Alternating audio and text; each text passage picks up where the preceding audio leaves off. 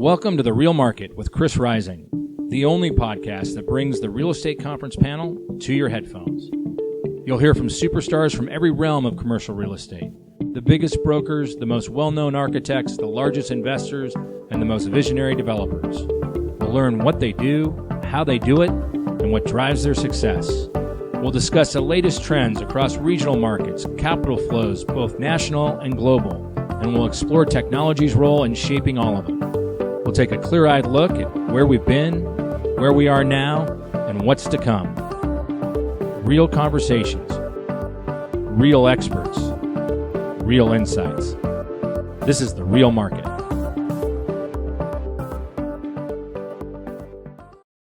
Welcome to The Real Market with Chris Rising. I'm excited to have Andrew Bermudez with me today. He's the co-founder and CEO of Digsy, someone who I've met. I got to tell this story before we start, that you were an unbelievably persistent guy and said you had to meet me. And I tried to fend you off a little bit here and there. And you came into my office and I was so impressed. And you came in and said, look, I used to be a broker. I feel like the brokerage industry is kind of broken and I'm going to fix it. And that was our first meeting. I still remember over at Pac Mutual, you coming into our conference room. So welcome to The Real Market. Thanks, man. You know what was really cool about meeting you that day? I had done very little research as to who was in the building because I'm not a broker anymore. And I did not know that Nasty Gal was in there. And Sophia Maruso is like such a legend, right? Yes, she is. And I remember sitting in the elevator and I think I saw her like walking down the hall and I was like, even though it's an entrepreneur, I was like a little starstruck. I'm like, that's that lady. And then they made a TV show about her. That's right. And she's had multiple lives since then. And I'm always impressed with her. I put her up when people ask me about people that I admire as entrepreneurs. I always put her up there. I'm a little bit older but I still think that what she built out of nothing, and then what she continues to do as she reinvents herself, she's a real icon. I want my daughters and other young people I know out there to be like, that's someone you want to emulate if you want to be an entrepreneur. She has that book, Girl Boss, and there's like a whole cult following against it. I guess it's not fair to call it cult, but she has some pretty good lessons because she's gone through a lot of hard things as an entrepreneur, and she definitely shares a lot of things of value. So that must have been pretty cool for you to have them as a tenant at that building. It was. I mean, when we sold the building, I happened to see her in the elevator, and she was like, "Wow, I want to be in your business." And I kind of looked at her and said, "But I want to be in your business." Yeah, right. That was cool. That was great. Well, unfortunately, it's quite a few years ago, but you still look young. I'm getting old, man. I'm 41 now, man. I'm older. Here's a funny thing, right?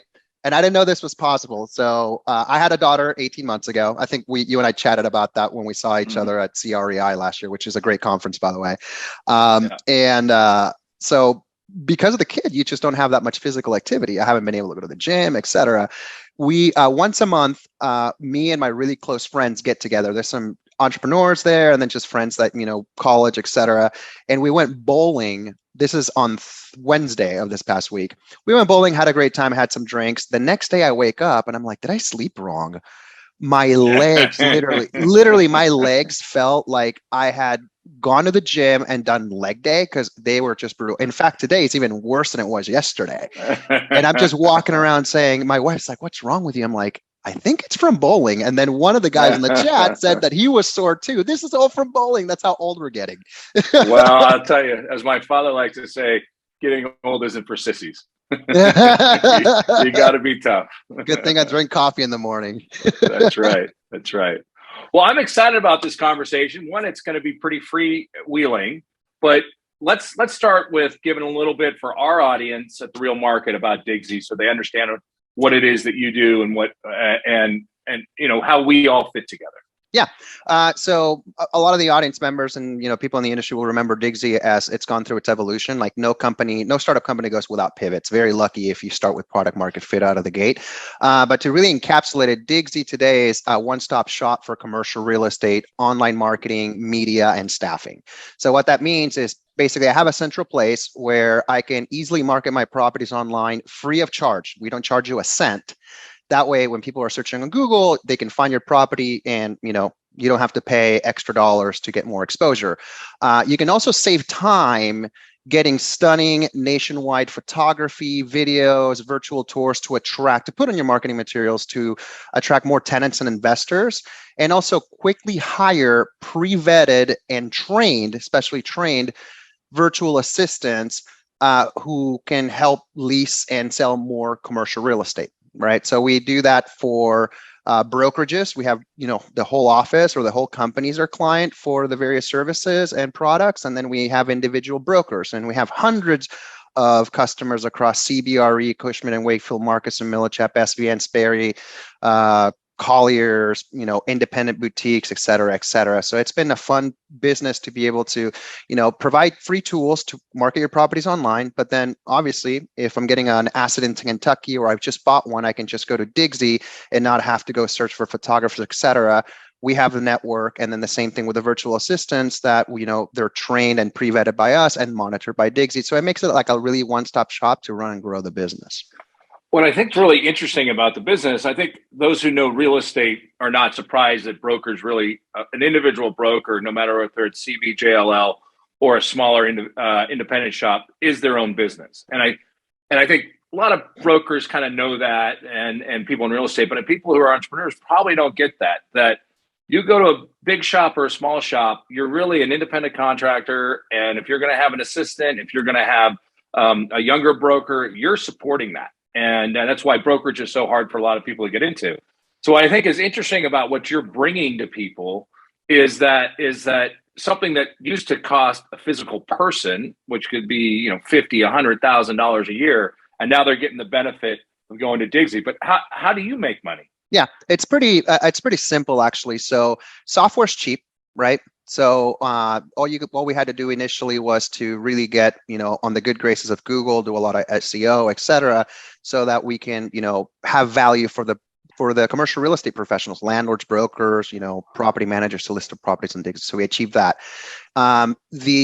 There is a margin whenever somebody comes to us and we have the local photographer go out there and shoot, whether it's the aerial photography with a drone or still photography for another building, or if it's a video like a drone video with graphics, or if it's a 3D virtual tour using Matterport, because we're bringing them so much business, they don't have to charge the prices that they normally do. So what a photographer usually does is they maybe have, like wedding people can't do, 50 weddings in a year. They can't. So that's why they have to charge a lot. Right. And it takes a lot of pictures to do that. When you look at real estate, you have more people that will do like 50, 100, maybe 200, but they always have to keep their prices up so that they don't know when their next gig's coming from. So with us, because we have all this clientele, every day they're busy with us. So that enables for them to just charge us an hourly price. And then what we're able to do is mark it up, but we still come anywhere between 30 to 50% lower than spending all the time and energy to go find somebody to shoot a 3D Matterport tour, et cetera. And then there's technology that we use in the background to do certain things. And so the client gets all those assets, et cetera. Now with the virtual assistants, what we've done, and we can go into this when we talk a little bit more about, trying to keep the culture without being in the office. What we found is that if we went to the Philippines, we could find talent.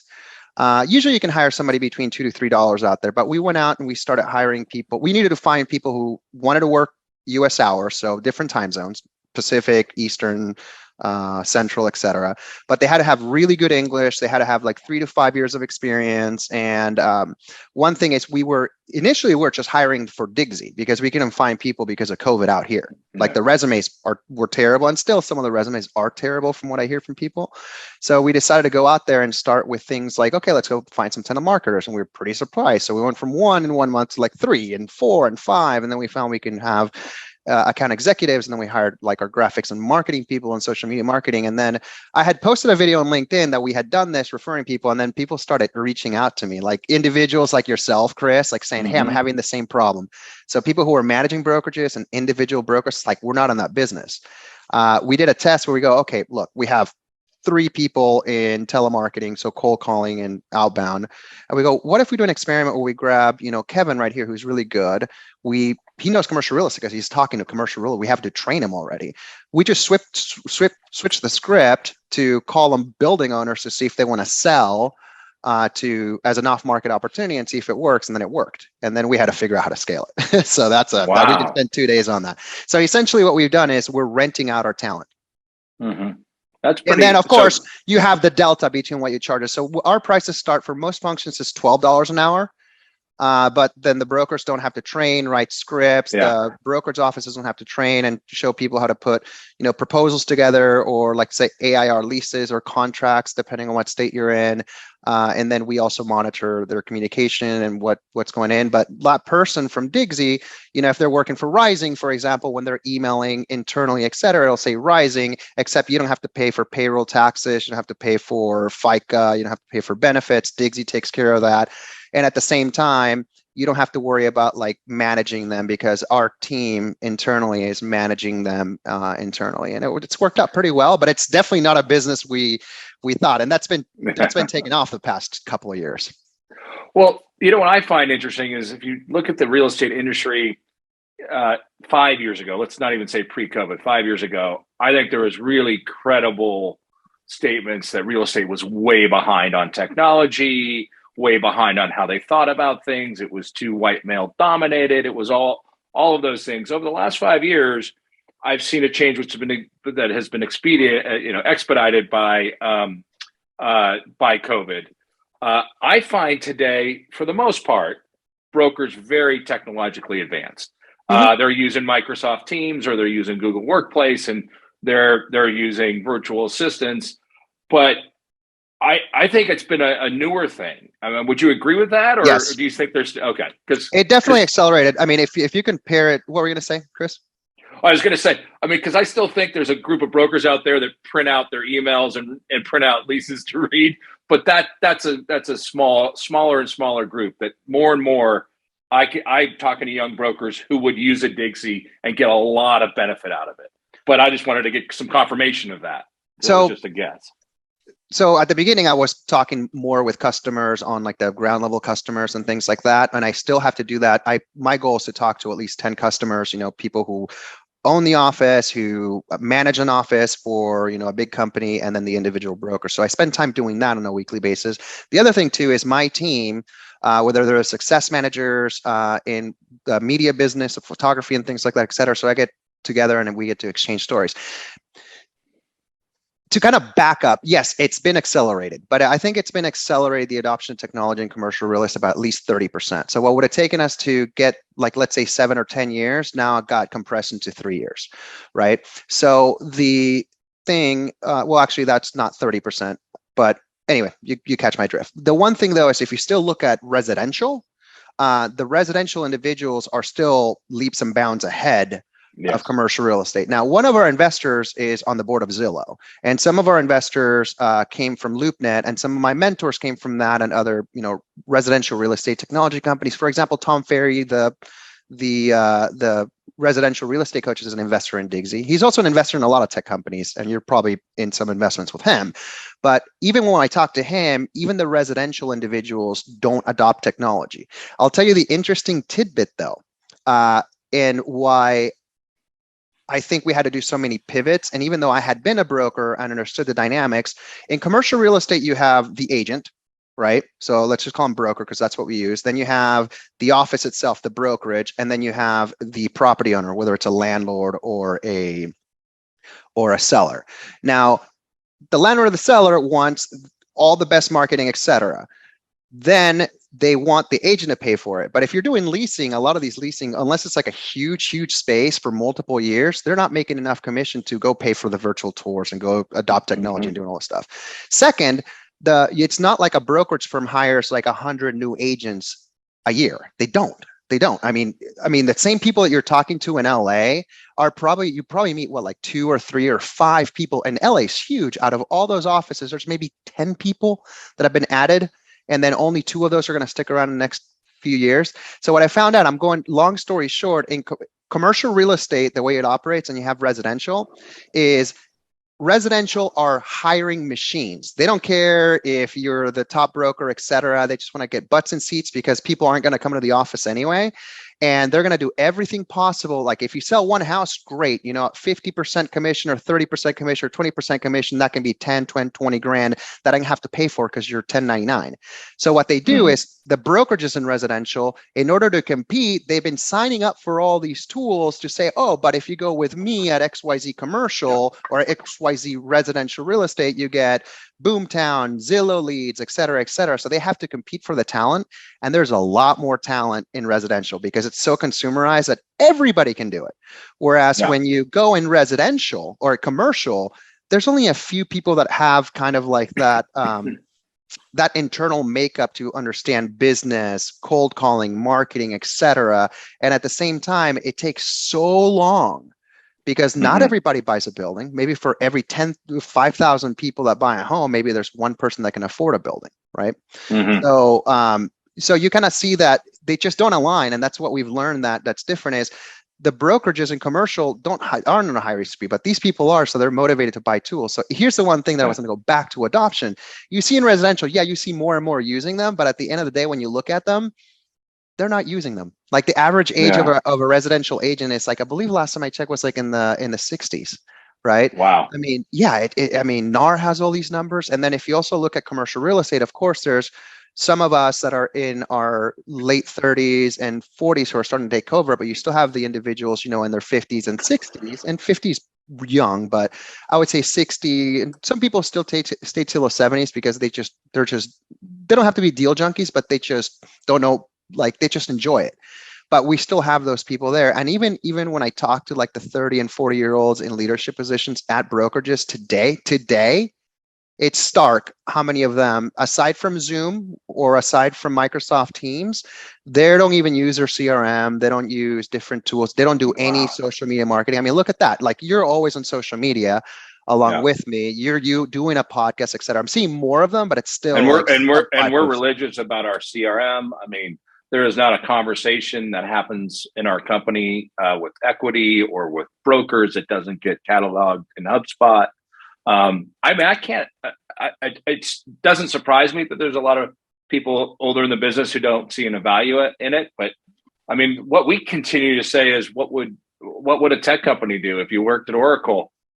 You would log everything you do, so it surprises me that there's a group out there that isn't on board, but I guess they'll get aged out. But baby steps, right? Now we got them to use Zoom and Microsoft Teams. That's huge.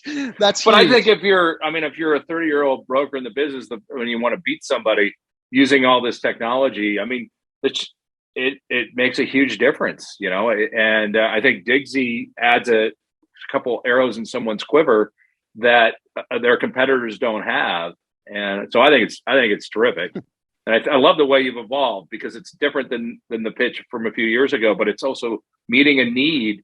I mean, it's a real need. If you're a young broker, you can't afford to pay for an assistant anymore. And the company, when I first started in the business in the 90s, the assistant was vital and would serve one or two people. And then it started to go to one assistant for like 5 or 6 people. Now companies just say, we're not going to pay for an assistant. So if you want one, you got to do it yourself. Yeah, and it's affordable. Like, for example, you can get some of these virtual assistants on a part-time basis and, turnkey, already trained, et cetera. And we monitor and we're there the whole step of the way because they work for Digsy. They're just branded under your brand.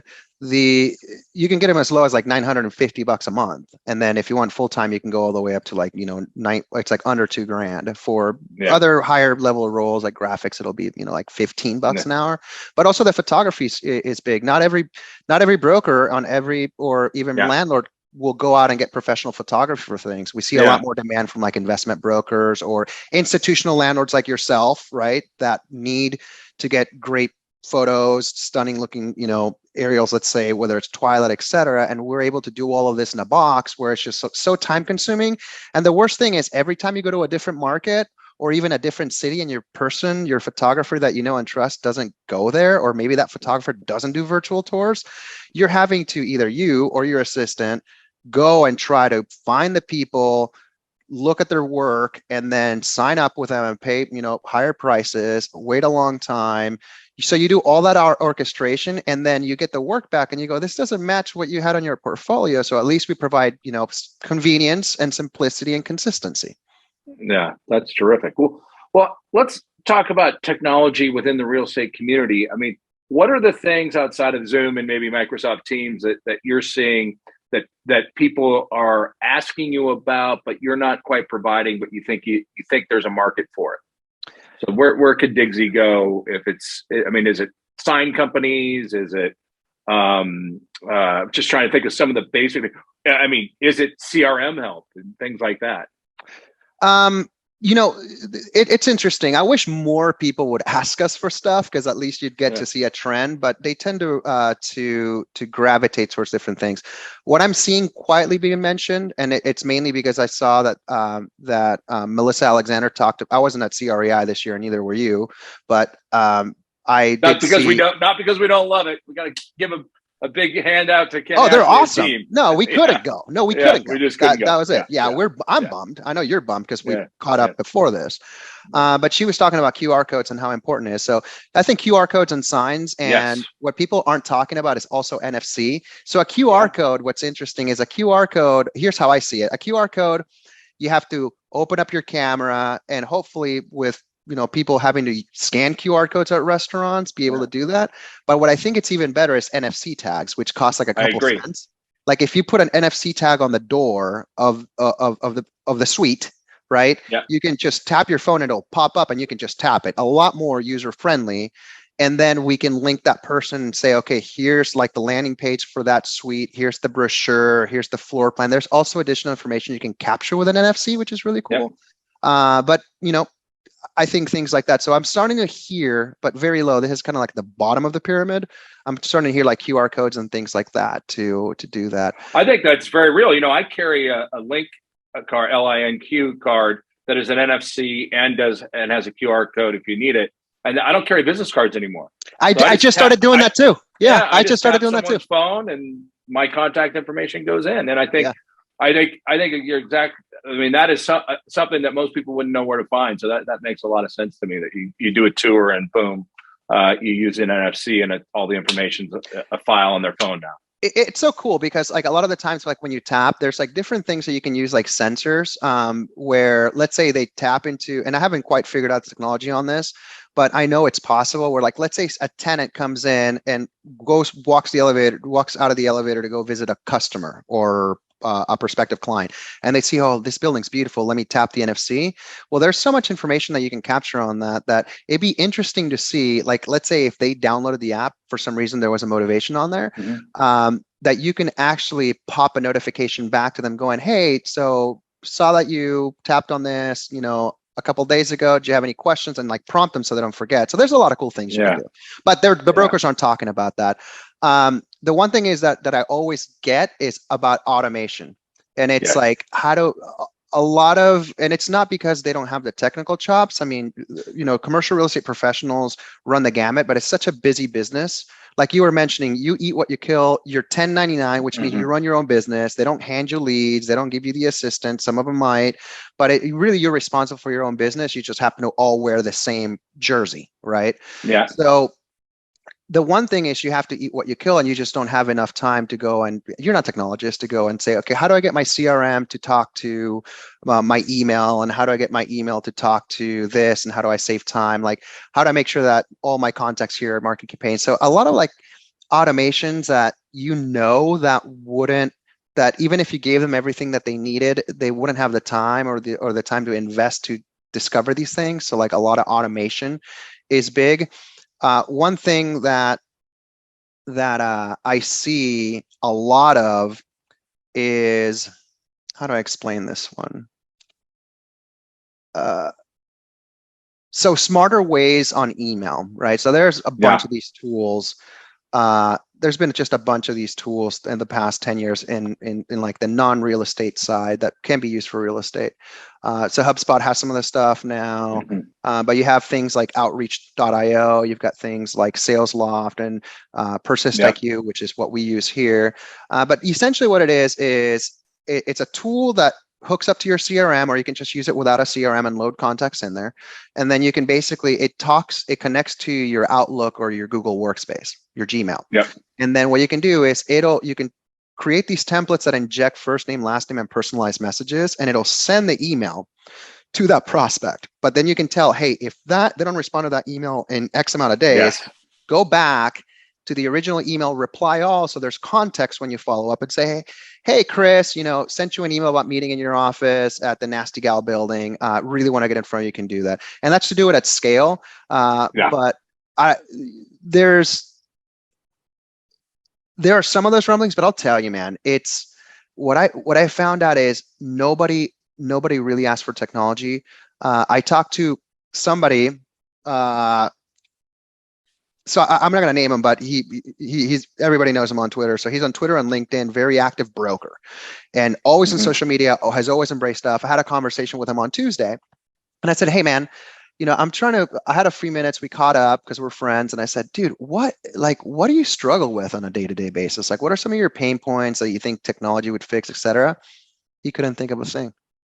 Yeah. But then you start talking about like generating clients and getting leads and stuff like that. Then he goes, oh yeah, I need that. So it's going to be something where like, I think the landlords like really want to get more exposure, but the brokers are constrained by their time and what they can do on their own, that it takes an orchestration between the property owners. So not only landlords, but also, just owner user, but it takes kind of like this downward pressure from that to adopt different technologies. But I definitely see value in something like, okay, having a QR code or having an NFC tag, or, things that would be simple. Like, how awesome would it be if I walk into one of your buildings, Chris, and all of a sudden, like, I have I'm doing a Google search, and then all of a sudden I see this building, hey, check out the space that's available here. And that can all be done automated. Well, yeah, if you're not getting that in our buildings, and I'm frustrated because we do stuff like that. And because you got to be careful about the geolocating stuff, and because you want to be somewhat respectful of people's privacy. But a lot of people opt in on this stuff and they don't even know it. But I was going to go back to one thing you said about the broker friend saying he didn't know. And then you start talking about things and you're like, oh, I hadn't thought about that. I think it's amazing how many things out there that we utilize that come from the technology world that we've brought into real estate that other people aren't using, and that just helps our business. I mean, people like, Chris, you are unbelievable on how much Twitter you put out there. I'm like, don't you know that's all automated? Yes, I spent all the time to write all the article. Our team did, and we hired consultants. So we produced all the content. But that's not me sending it out at 2 a.m. And a lot of brokers don't know that. A lot of people in real estate don't understand that. And then, we, because of our communication with investors and the fact that we built our own platform of investors, we use Juniper Square that's tied to HubSpot. That is, we're religious on VTS. We're religious on how we use GChat. And we have Asana is the backbone of our business. And we have all these protocols, and we produce internal videos. And I start to talk to people on the brokerage side, and they're like, wow. I'm like, we just figured it out. And because we figured it out because, I hate to say this, we don't want to grow too big as a company. I want to have the same people and have them make more money, rather than having to fill it with a bunch of bodies. And so we're really motivated to do it.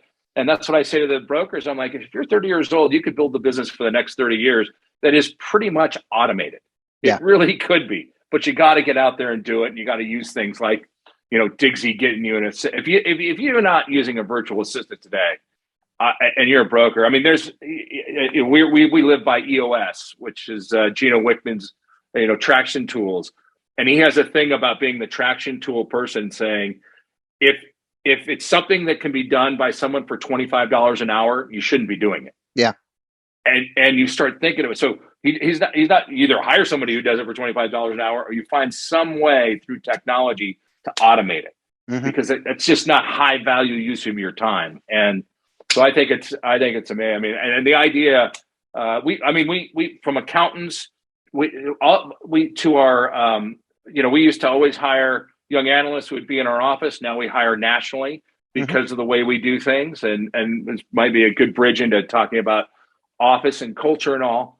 But we have an analyst in Nashville. We have an analyst in Houston. We're headquartered in LA. I just was with one of my asset managers. We went to dinner because we want to do that once a quarter and all that. And he said to me, Chris, I haven't seen you since August. I'm like, what are you talking about? I see it all the time. He's like, we have this great culture because we all touch base and we come in. but no, you've seen me online. I'm like, God, Jeff, you're right. But I felt like because we talked, we use GChat, we use Asana, and we use Google Meet, and we have our weekly meetings where we go through our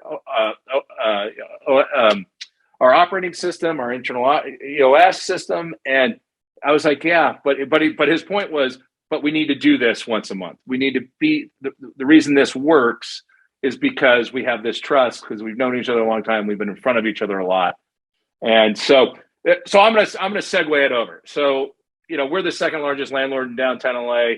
We just saw in the last week our daily occupancy, if you average it out over 5 days, to hit 50%. Ooh, so nice. It is nice because it went up to 40% now nationwide, so you're up. Yes. Well, we're ahead of Los Angeles is ahead of San Francisco, San Jose, Manhattan, way behind Austin. Austin's at over 60%. But what we're actually seeing some leasing tours. We're signing leasing. Things are starting to come back. But the number one thing we hear all the time is it's different. We're going to lease office space, but it's different. Some people are saying different in getting more space. Most people are saying difference in getting less space. But it's clearly not it's not how we all started in the business. It's not a 5-day a week, 12 to 14-hour job. And then there's these companies like yours that at some point have said, I think we could do without an office. I'm curious to know how the Digsy experience has gone since you did that, and where do you think it's headed? And am I screwed being the second largest landlord in downtown LA? Because people are never coming back to the office. I would talk to the brokers about that because they're touching the pavement. Fortunately, we own a lot of industrial too. So they're touching the pavement and they're in the elevators every day. For us, it was like we never decided. And I think when we were exchanging drinks a year ago, I told you this because we've been talking about this for a while. I was completely against remote work. Even when we started Digsy, my co-founder who had recruited from Google, I'm like, dude, you have to come out, because he lived in the Santa Monica area. I'm like, you have to come out to Orange County twice a week.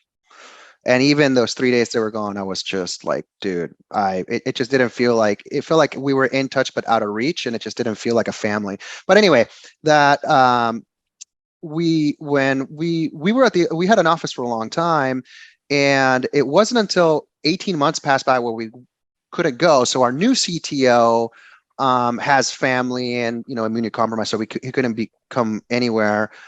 We weren't going in the office. I had just my first child. We had hired so many people, offshore that work with us US hours, right? That's critical to work US hours. So our Pacific time, that we really started saying, hey, we're paying, thousands of dollars for this office. I didn't want to let it go. And I just couldn't see any time in the near 8 months to 12 months to do it, and our lease was up. So we just decided to let it go. I'm like, hey, if we need an office, we can just go, to the co-working space down the way. So we actually got, a little office at the co-working space so we can have an address, and did that. And that's what we have now. One thing that my co-founder did, not the CTO, but my other co-founder who did all the product stuff at the time, was about 3 years ago, maybe a little bit longer than that. He had started doing this with the engineers. We started doing this on company-wide, was that on Fridays, we have what's called a wrap up, right? So basically 3:00 hits or 3:30 hits, everybody stops working. This was physical. Physically, we would basically get all in one of the areas where we have a big room and just chit chat and just say, hey, let's talk about your wins for the week. So we go, my win was I got this critical bug fix, and my win was I was able to land three new customers. I was able to do this. So we would chit chat and stuff like that. And then after we would play video games, right?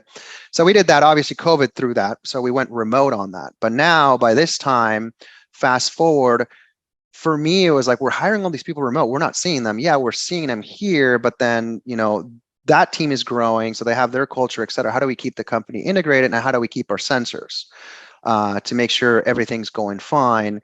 So, I've been trying to get, because we use Google Workspace, I've been trying to figure out a way to go to GChat, but everybody's so into Slack, so we do it on Slack. We would not bring Slack, and we do GChat. And I think Workspace has got a good competitive advantage over certain things in Slack. But I think if you get addicted to Slack, it's like any other addiction. It's hard to get away from it. I think if they've announced a couple of features that I think would be critical to bring the people in there. But even for example, the virtual assistants, right? Their clock bot for them. It's actually when they clock in and they clock out is actually a Digsy chat bot that pops up. Oh, really? And if they're late, it'll message them, et cetera. So we developed that internally. So it makes it easy, and that communicates to our system. And anyway, I won't bore you with that. So I like the Google stuff. Anyway, long story short, what we started doing is started doing it virtually. So I said, hey, ongoing calendar invite every week. We would do it, and that was when we were about like 6-7 people. But now the team, like the core team, not the virtual assistants and the photographers and all that, the core team has grown to over 20 people. Right, we're like almost 30, so it's become harder and harder. So one thing that we did is early on, we still did that up until recently. We were doing it every week on Friday at that time. So then we started doing little things like just to break and like not talk about wins. I wanted to make sure that the culture is not all about just doing good. It's like, hey, I'm an entrepreneur. I celebrate failure. What I don't celebrate is running against the same wall 15 times or 3 times or 4 times, not learning from your mistakes. That's when you're going to be, in trouble. And not necessarily in trouble. We're not going to put you on timeout, but at the same time, maybe you're just not cut out to work at this company. Yeah. You just have a different culture. One thing is we started celebrating fails. Right? Like, oh, I sent the wrong contract to somebody, or, oh my God, like I did this other thing. And we started clapping at the fail. And then when we started doing that, you started seeing people loose and people chat. And, the other thing that we do too, it's not like we go with you, Chris, and then we go with you, Craig, and then we go with you, Tiffany, and then we go with you, Kate. It's the person that gets picked first, then they have to pick the other person. So there's like banter going on. Mm-hmm. And one really critical thing, and this, I had heard this saying, like the fish stinks from the head down, is me and Taylor, who runs operations. So she runs the company. I'm the CEO. I work very closely with her. Is we have to make sure that it's fun, that people can, joke around, work hard, and just have like the culture. So when you see Digsy as a culture, what we really try to do is like, look, you have to be smart, leave people in a better place than they were before with your knowledge, experience, expertise, and insights. But at the same time, you have to be, kind of like witty, like, hey, we're kind of like the punk rockers that are like no business a lot, but at the same time, can leave people in a better place because we're leveraging our collective experience. So it's always about those 3 things that makes it really fun. So somebody will do something on like even Slack every day. People will pop in and say, hey, I'm on in a certain channel. And then people will welcome people back. And then, celebrating birthdays on Slack and stuff. We try to get, like when we have to figure things out, like what you're doing, we're talking earlier, just jump on a quick little Google Meet and just hash it out. We'll do a lot of that. One thing that was critical, which sounds like you're doing, is every Monday at 11 a.m., I have a corporate operations meeting with the 2 people that are involved in that and another department. Then at 1 p.m., I have a meeting with the head of sales and the sales team.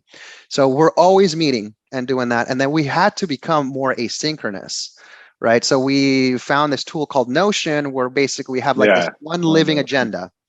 And we have the one living agenda for operations. We'll have the one living agenda for that. And as opposed to spinning up new documents, basically we have like these little ways that we can just archive stuff and just do it on that. And it allows you to chat back and forth and do things, but it gives you a lot more than a Google Doc would do. Notion's a good tool. We use basically in the same way we use Traction Tools, which is now going to be called Bloom Growth, because every one of our meetings is a form of an EOS meeting. There you go. So but it's the same thing. It's a consistent agenda that gets updated. And it's identifying issues and communicating, and it's having some consistent meetings. And I think that, in a virtual world, that's really important, but it's really just replacing what you did in the physical world. You had these certain meetings. Our 8 a.m. Monday meeting for years is now our 12 to 2 Monday acquisitions meeting, where we bring in lunch, and you can be virtual. You can come in the office and have lunch. We try to encourage people to come in. But we have a lot of people in other cities, so they're not going to come in for that. But I think that what you just hit on was you have these certain dates that work. But let me ask you, there's certain meetings that are consistent. But let me ask you, after 2 years, what do you think's missing from a virtual world, and what role does the physical world have in running Digsy as a business? Serendipity. Also, the big challenges that happen, you create a lot more work in certain areas of the business. So serendipity is one.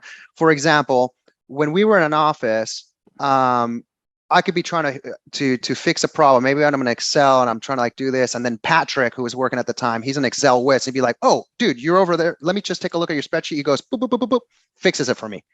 I didn't have to spend a day or reach out, make a phone calls, trying to get a hold of somebody, or I don't have time to go on Google and do that, but I have to do it these days. So there's that inefficiency. Also, developing tighter relationships, seeing like how a person works in their own space. Like I work with Taylor very, very closely. There's only been one time in the past 2 years where a couple of times where we work next to each other, maybe 3 or 4 times. So we know how we work, but you have to be intentional. Like just trying to ask a question, you go, am I going to bug this person in the middle of something? So some people will check other people's calendars. So there's just a lot of friction where like in an office, you can just look and go, "Oh, she doesn't seem busy. Hey, Taylor, you have a moment? Great. Blue or red? Red. Awesome. Boom. Place the order." Yeah. So there's a lot of inefficiencies, but it also creates that also is bad because some people don't think that way. We've had to create documents, onboard people in meetings with the whole company, go, "Guys, it's not okay to just send an email or send a Slack message and do this. If it's an urgent thing, you pick up the phone and you text and you call because you need it now." We have all these things laid out. We've had to. I mean, I feel like sometimes our business has kind of become McDonald's in the way a franchisee would be given, "Here's the playbook. This is what we do." And we just had a meeting the other day and I said, "Guys, we're doing it great on Asana because we do these videos. We're doing it great on certain other software that we use. But you know what we're not doing well? We're not telling someone the first day you show up, these are the protocols. This is when you use Gmail. This is where something goes in box." And what I'm finding is it's a lot of keep the culture before without the serendipity, which I think is so big. Because I see someone, I remember something. It's a lot of extra work to manage people. It's a lot of extra work. It works. It works, but it's a lot of extra work. And you're thinking, I'm not thinking about the business deal as much sometimes. I'm thinking about how do I make this a cool, an effective, and efficient place to be? Yeah, it's forced us to reflect internally and rethink the way that we operate because the environment's different, right? And also it's forced us as well to like things that you normally would, we just have to adjust our whole behavior and our culture. It's actually helped us like shape the culture and really think about that's a nice to have in the culture, but do we really need that? Like can't events, like unless it's urgent, can't we just put it in the agenda for the meeting when we all sync up? So we've become ruthless because we have less time because things take a lot more longer because you're all remote, that you tend to prioritize and be a lot more ruthless with the things you put on the agenda. Yeah. Here's the hardest part. Everybody comes up with agenda items and then all of a sudden you come up to that operations meeting on Mondays and everybody's got a bunch of things. So then we've had to learn, okay, how do we together, how do we solve this problem? Do you rank them? Like that's what we do. We rank them. So everybody has a say of what goes first. And if we don't get to everything in the allotted time, that goes to the next week. Yeah. So we did at the beginning, we stopped ranking everything because that takes time. And you multiply ranking. Let's say there's 5 people in that meeting, and then you have 5 people ranking stuff. So there goes 2 hours collectively of people's time that I could have productivity. So what we do now is we basically say, hey, have items, instead of adding it to the agenda, have items in your own separate to-do list. And then, before the meeting, let's say on Friday, or if you want to do it over the weekend, we don't encourage people to work on the weekend at all. In fact, we tell them not to do that because I don't want my people burning out. That's another thing that I've had to change, and I'll tell you about that because I think that one's going to be critical aside from serendipity, is go and look at your list. Don't put it in our list. Go through the ones that you really think that need to be spoken about this week, right? And then basically they have their personal backlog and they go, okay, well, we got to talk about the holidays and the holiday party. So that made it in the list. And then if somebody gets put on the list, but we're running out of time, we just quickly chat and go, hey, here's an example for like the holiday thing. So we were going to talk about it 2 weeks ago. Hey, we still got a little bit of time. So November's definitely going to affect us. Can we put it on the agenda for the following week? So then we have this section we created in the same Notion doc, right? That's just called next up. And we just we just drag that item there. And then when I put my items in the agenda, we basically look at what's crossed off, if you have any questions, etc.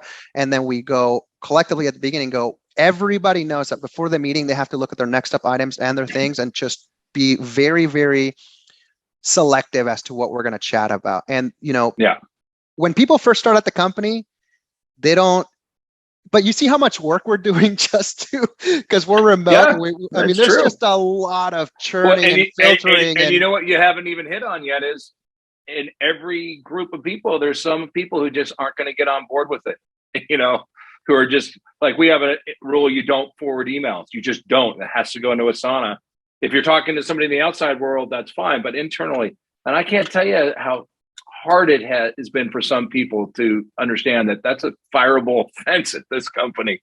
And so what makes it hard is getting everybody on board. And I want to kind of lead it to this. I think the way you get everybody on board is there's a trust. And I just don't think that you can develop trust if you don't actually physically know people. And so some people will say that's a reason to have an office. Other people say that's a reason to have a weekly place to meet, or that's a reason to have a quarterly event and all of that. How do you look at that trust and getting these creative collisions together physically? Do you think it's important, and or do you think you can find ways around it to create that trust? I think when I look at technology just kind of helps. Is a tool, right? Really, what the brush is not the artist. Right. Mm-hmm. So really we have to we have to think of us as artists and just think of technology as a tool. Like, I have a problem. I need the color blue, but it's not in this palette. So my problem that I'm trying to fix is blue. Can I get another tool that gives me all of these things, all the colors I need to achieve X? Right. So that's the way that I look at technology, is a medium, not necessarily the solution itself. It's much more of what we're trying to do. So same thing, same problems with emails, right? So we do forward it to Slack, and then we can chat about it. And there's problems with that too. So we keep on learning and iterating. For us, what I found is, as we're developing the culture, which obviously you guys have had to do, we've had to spend more time thinking about these things and document it and train them to get people onboarded and cultured faster, because it's challenging to work remotely. And one thing what we see is, that I've learned, is I've had to change my behavior where I would lead and do in person, especially when we're hiring people. If you're working off of Slack and et cetera, because you're not next to me, I can say something to you that in front of my face, like, you would have laughed at, but I say it on Slack and you think that I just scolded you. Yeah. Yep. So I've had to adjust the words I use. I've had to adjust saying something and maybe just asking a question and making sure that the question's asked in a certain way, because text sucks. How many times have you gotten an email and you've been like, what an a-hole, right? But then they call you up and they go, hey man, did you get that JPEG? And you're like, oh, okay. I guess he wasn't an a-hole about that. So a lot of these things have had to change in that sense. So where we're struggling now is, luckily I've had to change my behavior. I've had to but I've had to lead and be a leader to ops by my own behavior and how I treat them and how do they treat that. Now, what we've had to do is make sure that everybody who's accountable, everybody in a team kind of keeps each other in check. So for example, if let's say the training team, right? Brings a new trainer, they go through a process, they shadow people for a week in different departments, and they start learning the way that we communicate. Let's say that they How do you shadow though in a virtual world? How do you get them? They just join every Google Meet, or they're on the same Slack channel and they see it? Is that the shadowing? Well, in the office, it would have been like, you go to this person's desk, yes. You go to this person's desk, etc. But when you do Zoom, etc., you're going to have to spend the time planning it out. Mm-hmm. So usually what we'll have to do, depending on how critical and how involved and time consuming for them to get the experiences, maybe we go, hey, you're going to graphics, you're going to marketing, you're going to telemarketing, you're going to the photography side, et cetera. So they'll spend a day and they'll basically be on Zoom, where they'll be shadowing by you sitting here, and the individual training is showing their screen, and then they're chatting. They basically spend the day together on Zoom. Okay. Or Google Meet, which is what we use. So they'll do that. But it's more time consuming, and you have to do a lot more. It's not like simply you just huddle, hey, does these days work for everybody, et cetera. And you can kind of do that in some apps. Like you can just do a quick huddle where you can just talk via voice. So how are you going to do a holiday party if everyone's remote? That's the other thing though, too, right? It gets expensive.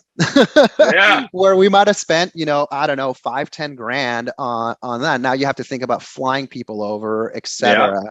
And then you also have to think about, okay, is it going to be safe with all the stuff that's happening with Russia and the Ukraine, et cetera? So there's just a lot more things to think about.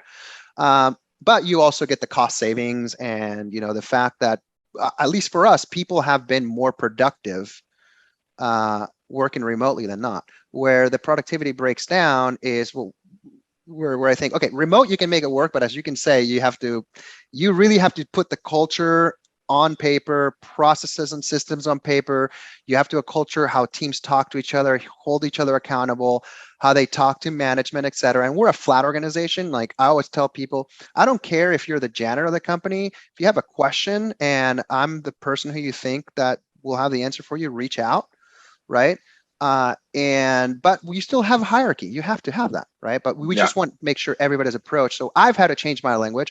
The managers and the C-level people have had to change their language in the way that they approach, where they would have just said one word before, they have to change their language and go, oh, tell me a little bit more about that, right? We've had to have these weekly meetings, which are now monthly. Now we're going to switch from like doing wins to like doing games and stuff like that. Today is actually at 2:00. It's going to be our first once a month because the team just got too big. But then what we do is we have to encourage them to have either every 2 weeks in their individual teams to do that. Yes. And then, but we also want them to talk to other parts. So maybe you just got to do a lot of stuff. So people, I mean, essentially what you're doing is you're doing a bunch of virtual happy hours with people, right? But we can't just all be on that. That gets to be an expensive meeting, but culture is super important. Now, to go back to what we were to where I think the office makes sense is if you don't have an office, there's a lot of friction, right? I'll tell you this. So for example, we have that co-working space, and every time I want to work with Taylor, or if I want to work with our ops person, or if I want to work with the marketing and the digital people that do all our stuff for me, we have to book the room, right? We have to go there. God forbid we have to change it, and we have to do that, right? And then we have to think about where are we going to go for lunch, et cetera. Well, we can have lunch there, but it's not like a place where you're basically asking. It's like me asking you, Chris, can I borrow your kitchen? Can I borrow your kitchen to come then? Like there's a lot of orchestration, and you're around other people. There's certain things that are sensitive that you may not be able to talk to, even if you're in an enclosed room. So the convenience of just having a place that's yours and being able to walk in, walk out, and set it up the way you need to. Like I can't go to the co-working space and set up my studio if it's shared, and we don't go there often enough to have our own spot. But maybe it doesn't make sense to do that. But when you've got co-working and all that stuff, and then the markup on the co-working doesn't make sense. I might as well just get my own 1,000 square foot space, or 2,000, or 3,000, or 5,000, 10,000. That's where I think a lot of people are going to come back to. I mean, I think you've just said it, that I call it a clubhouse. I call it, like for athletic teams, for the sports teams, they have a complex where people go and they work out, they have nutrition, they have meetings. They have very few people that go into a little office by themselves to get work done, because that all gets done in other places. And I find a lot of what I've come to realize, and I'm comfortable with finally, is when I was a young lawyer, I remember working a couple of Christmas Eves, and I look back, I go, why did I work? I was in the office, and my parents were upset I wasn't home for Christmas Eve. That's where everything was. My files were, my books were, the library was there, blah, blah. Now that's all on my iPhone. So to ask people to come back to do that is ridiculous, because you don't need to do work in the office. And I think what you need to be able to do is have camaraderie and creative collisions and ideas and develop trust. I just go back to this all the time. Why would I want to pay rent in the future? Is develop trust. Part of that is mentorship. Part of that is camaraderie. And that's why I think there'll always be a place for office. How it all evolves, I don't think we've gotten there yet. But one of the things I do want to, because we've been talking for a while, but I want to hit on this because you mentioned it, and I feel this a lot. I think pre-COVID, employers were demanding things of people that I look back now that were unreasonable. And what I mean is, pre-COVID, it was absolutely expected. You wake up at 5:30 or 6 in the morning. The first thing you do is look at your phone and you start working. And then you work until you get in your car. And then you got in your car and you had to be on calls. Then you were supposed to be in the office by 8 and you've just battled traffic. And then you were supposed to be there till 5. And then on the way home, you're supposed to be calling. And then you're supposed to be, and we were putting these demands on people, sometimes very unintentionally, just go-getters want to do it. People were burning out. They didn't quite know. And then when they got COVID and you had to stay home, you start saying, well, wow, I didn't have the inconvenience of the travel. I didn't have the inconvenience of this. I didn't have this. And that's why I think there's huge pushback about people going back to the pre-COVID world. So I say all the time, it's not going to be that way, but it still leads to this. I still get up at 6 a.m. And because I have all this great technology, I can be on VTS and see every project we own and where the leasing is. I can be in Asana and see every project we have as a team. I can be on Google Mail. I can see everything. And unless you can be responsible, it never shuts off. And I think we're going to set ourselves back if employers don't put rules around this stuff. And we're struggling with it because I don't like it when I see an employee say I'm out of the office for a week or have that response. But that's an old guy's response of saying I don't like it. Because if we don't give people the ability to shut off, we're going to have complete burnout. Because you can literally work 24/7, 365 days a year and never leave a little room. You talked about it. You said you don't like your people working on weekends and all that stuff. But that still goes back to culture, right? And, well, wait till layoffs start happening. Talk about people being scared, So how do you deal with it? Well, let me tell you this one. So when we first started, the first 3 years of Digsy, we've been around since 2016. So the first 3 years of Digsy, I came from that mentality. Can you give me 1 second?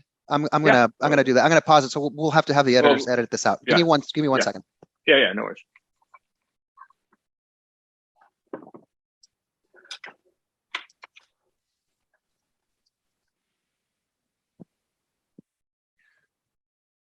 So I'll continue on here. So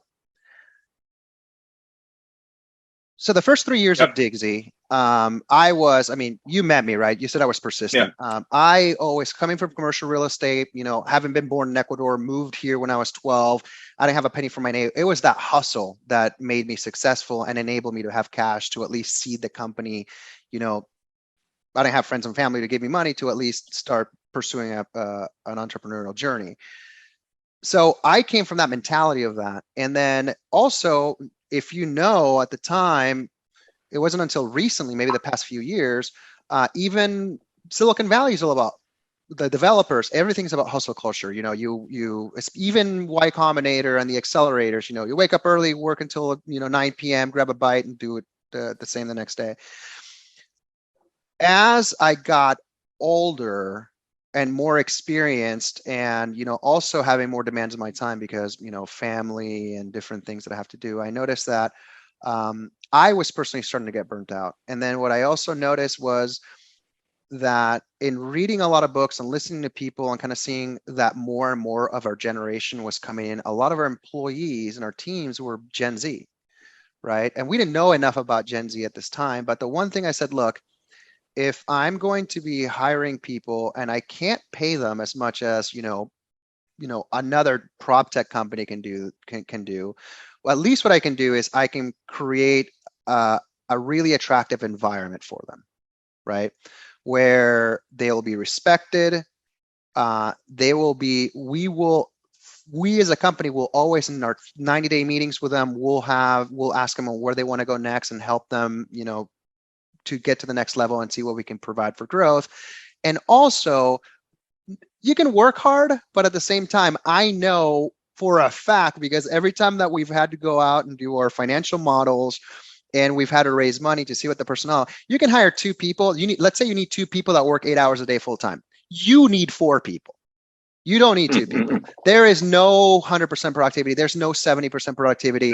They work about 40 to 50% of the time because somebody reaches out to them on Slack, or even if they're in person, somebody bugs them or they get a phone call, et cetera. So usually that teaches you, and you go, if they're working that long, how can we, mental health for me is critical. If I treat this person very well and they have nowhere else to go, those people are going to be extremely productive, and they're going to have such a loyalty, and they're going to be so collaborative. As long as we are collaborative, even for new people, depending on the departments, we don't say, management never says we're going to do this. What we do is we want people who are problem solvers, who are creative and user experience, intelligence, and creativity to come things. And basically what we want them to do is we want them to solve the problems themselves so we can move and focus on other parts of the business. And just through experimentation, being able to, come with that, paternal, maternal, and really coming from the thing is, we appreciate your work hard, man, but it's past 5. If I told you it was urgent, message me tomorrow, and please don't do this. I'm going to just have to yell at you. I don't want you to be on my shit list. Go home. A lot of the times we'll let people just take off early, right? Yeah. So we do this probably like three times a week. Because I see it on Slack. I see what these people are doing. Yeah. I see the emails. I see how hard they're working, and I'll look at the calendars and their project management going, I think it is a good place to stop. And I'll message everybody on Slack and going, hey, unless you guys have something pressing, does anybody have something pressing for the rest of the day? And they'll be like, no. Okay, why don't we take off at 2? Enjoy your weekend. Yeah. Well, we've basically done all that in our policies by having unlimited PTO, by not giving work. We don't have formal work hours anymore. What we just say is, if you have a in-person meeting or a Zoom meeting that's scheduled and you know about it in advance, you got to tell us why you wouldn't be there. Otherwise, where nobody's checking at 2:00 to see if you're at a doctor's appointment or if you're online. We're not either.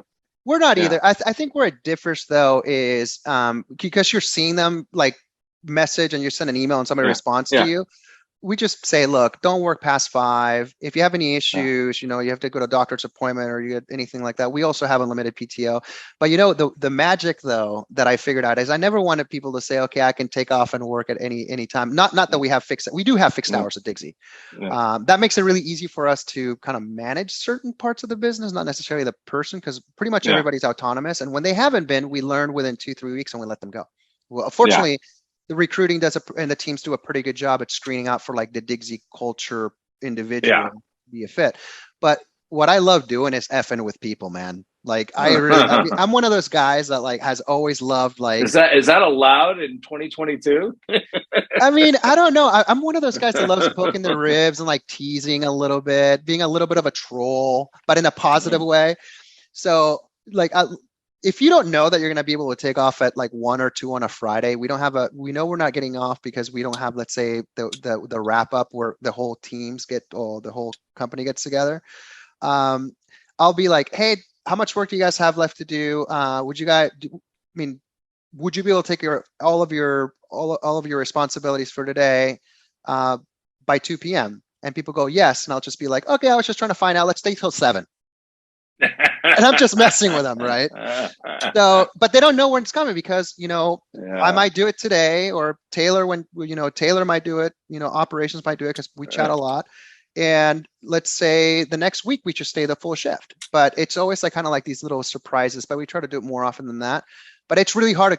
Talk about all the stuff that we've had to do to keep the culture up and keep it tied in. It's a lot more work, but people get more work done because we've had to set these protocols and systems in place and really ingrain the culture.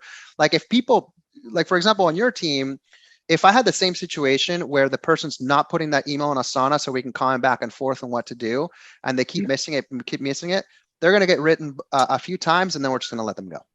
Yeah, I hear you. Well, man, this has been a great conversation. We've gone for a while. Let me just kind of leave it with this. What's your crystal ball on tech? I'm just going to talk about technology. What do you think, if we're talking a year from now, is going to be the biggest change in how we operate a business, how we deal with people? Do you see anything out there that you think might be a game changer? For a business or commercial real estate? Well, just in general. Like, what if we look back a year from now, is there something that's itching at you going, I think this is going to make a big difference in how we work or how this business operates? I wouldn't say in a year. I definitely think that AR, when somebody cracks the way to like actually do augmented reality, I think that's going to be huge for commercial real estate. But I think we're 3, maybe 5 years away from that. What I think it's really going to change is, and this is going to go back to commercial real estate tenancy. There's a lot more of these residential property and finance technologies, fintech products coming and crossing the chasm or crossing the fence or jumping the fence into commercial real estate.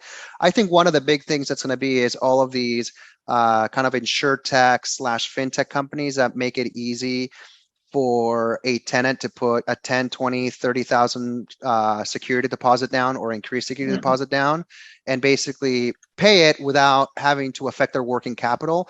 I think that's going to make it easier for landlords to get more and more tenants into the buildings and still help the tenant themselves have the working capital to continue to grow the business. I think that's going to be huge because that is guaranteed to the landlord from the insurance or the fintech company.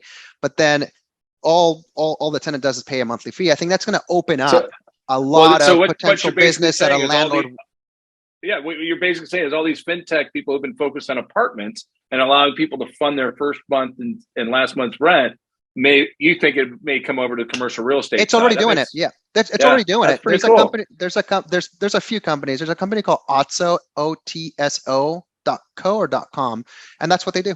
Yeah. In fact, cool. I had one of my really good friends that I've known since college, or actually even high school. He's the owner of the Pizza Press, the whole franchise. He's the owner, the CEO. I would have never thought he would be an owner of that thing, by the way.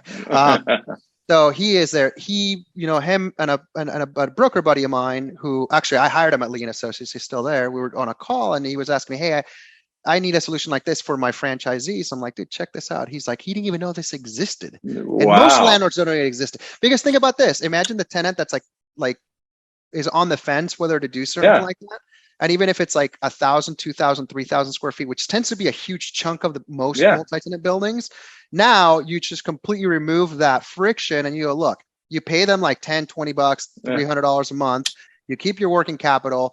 I'm satisfied. You deal with them, sign the lease here, they bail out. And you can even, if I was a landlord and it's a risky deal, I would say, but I need 3, 4, 5, 6 months security deposit. Yeah. And it would be such a low fee for them that it doesn't matter. The whole onus is on the insurtech. This was spoken like a true prop tech person. I would have been fine if you told me that my iOS applications were going to catch up to my OS applications, but I like where you went with that. Well, it's always good seeing you, Chris. Thank you for this. We got to do this more often, but I know you're busy with your kids. I'm busy with my family and kids, but we definitely have to make some time to exchange some beverages. I'd love to do it. That's great. Well, we'll do it at the next conference. That's for sure. Okay, cool. All right. Thanks, all right, buddy. Thanks. Yeah. And please don't forget to follow us. We'd really appreciate it if you subscribe to the podcast. You can do that on Apple iTunes or any of the other podcasting services. It's The Real Market with Chris Rising. And follow us on Twitter at Chris Rising or at RisingRP. And please follow our blog, chrisrising.com or risingrp.com. Thanks so much. This episode of The Real Market is brought to you by Rising Investor Platform. The platform provides accredited investors with exclusive real estate investment opportunities on a deal-by-deal basis across various asset classes, including office, industrial, hospitality, multifamily, and data. The platform also provides an inside look at deals in our pipeline while giving investors the chance to indicate interest before it's too late. We recently funded our acquisition of 9320 Telstar, a mixed-use office industrial property in El Monte, California, using our investor platform. To learn more about how accredited investors can join the Rising Investor Platform, please visit risinginvestorplatform.com.